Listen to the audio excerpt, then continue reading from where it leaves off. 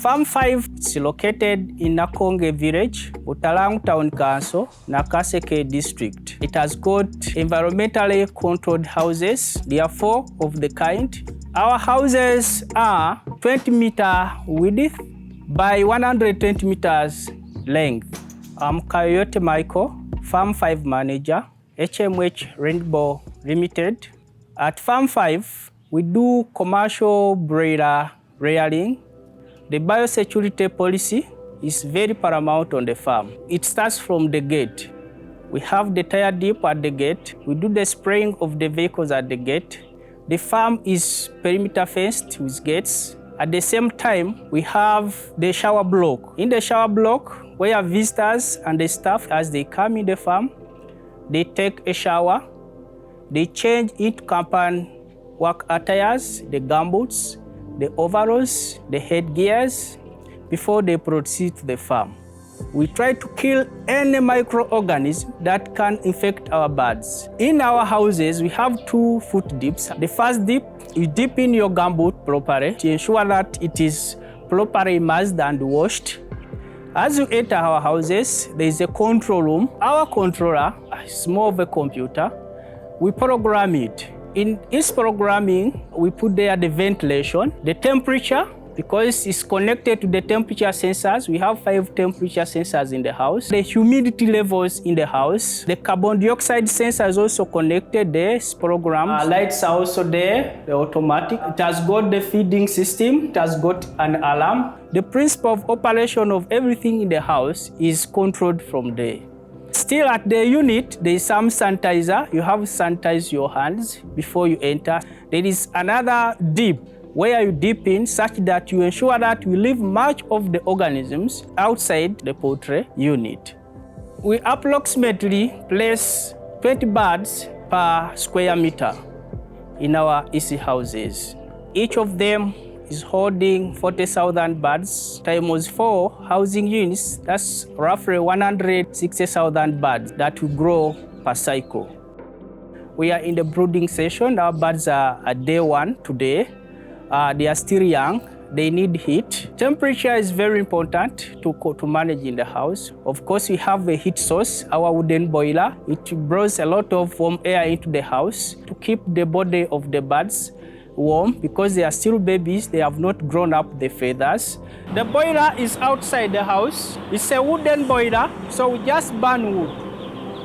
Onto the boiler is connected the soap. This person is a soap, and it's in the middle of the house. It has a blower, such that when warm air comes in, it can spread in the house with a lot of pressure. This is our temperature sensor.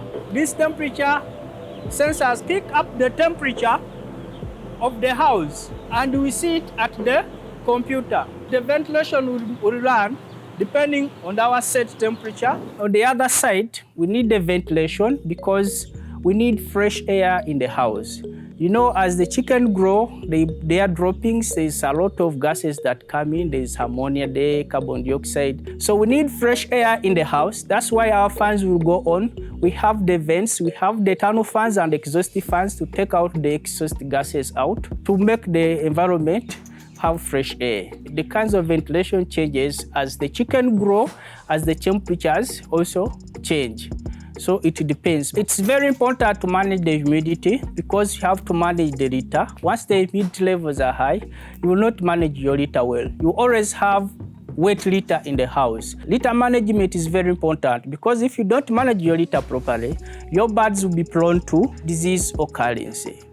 In the feeding part of it, we do commercial broiler rearing. As HMH Rainbow, we do make our own feed, the Yokuk feed. The Yokuk feed is in different forms. It is in the crumble form and the pellet form. We have 3 phases.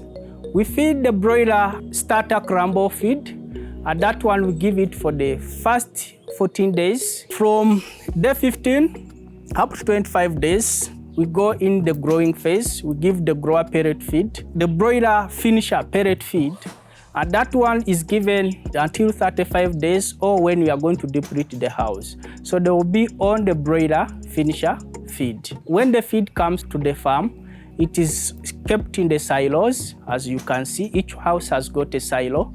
So they store a feed there when it comes from the feed mill before it enters the poultry unit. The silo is connected to the augers and the scales. So the scale tips up about 10 kgs per tripping. This one is a scale. As feed comes from the silo, we can read how much of the feed has gone into the house. So from there, feed is churned through the conveyor belt into the bins inside the house. We switch on all the feeder lines, then it starts moving by itself.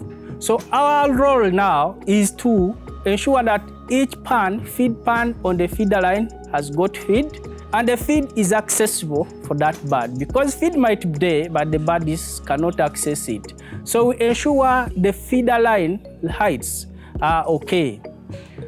Two, as the birds are still young, we try to improvise with the brooder papers. At least 70% of it covers the floor, just to supplement and to increase on the feed intake of the birds, some even to teach the birds how to feed. As the bird feeds, it has to take water. And you will find that the bird will never feed when it has not consumed water. They move together, water and feed. So in the watering system, we have the nipple line system. These birds take water direct from the nipples. Even right away when they are day zero, they just learn immediately. When one sees the other taking water, it will also come to try. Two, the nipple is designed in such a way that it is attractive. You see it has a yellow cap, a yellow cover somewhere. Even the nipple itself is silver-like, so it's a little bit shiny. So it looks so attractive to the bird. Immediately we place the chick down, it will look at the silver part of the nipple, then it will go, try to taste, then it sees water coming out. That nipple line has got a pressure gauge. So what we normally do, we just regulate the pressure depending on the age of the bird. On the same note, you have to understand that this water should be accessible to these birds, because water might be there, but the bird cannot take it. So we have to regulate the height of the nipple line. That's a very